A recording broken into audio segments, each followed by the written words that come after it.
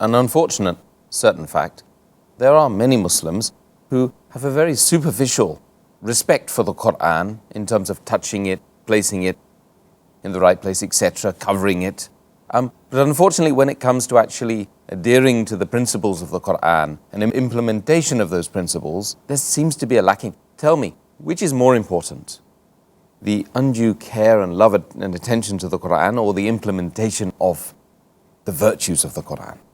As far as giving respect to the Quran, meaning the outward respect, is that more important, or reading, understanding and implementing on the guidance is important?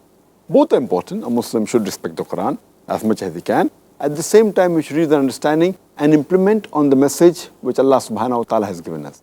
But unfortunately, there are some Muslims who only give outward respect.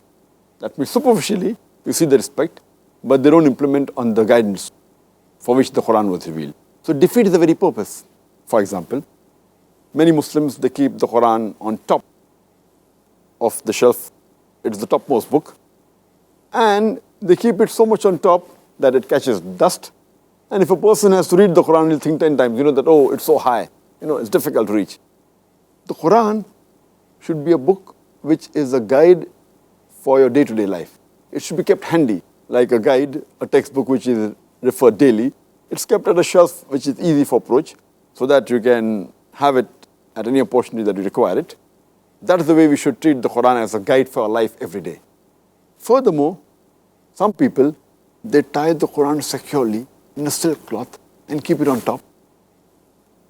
And if a person has a few minutes, maybe 10 minutes time, he would not bother read the Quran. The thought of him getting the Quran down and untying it and again tying it securely in the silk cloth, that itself will take 10-15 minutes.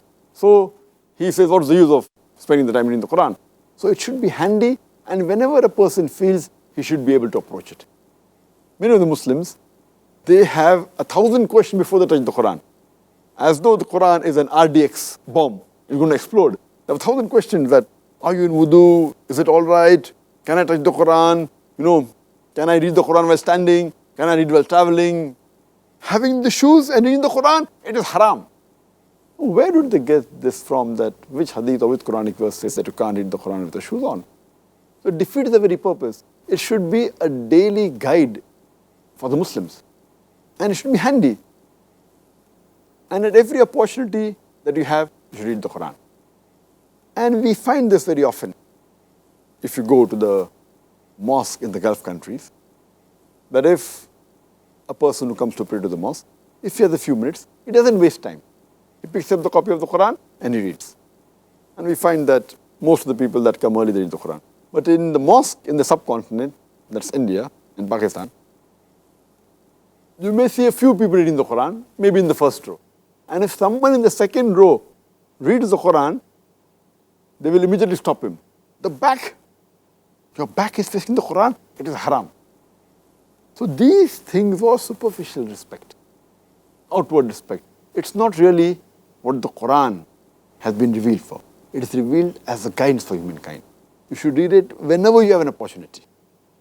And that reminds me of an incident that in the Gulf country, once an Indian Qari, he had gone to Saudi Arabia to visit the country.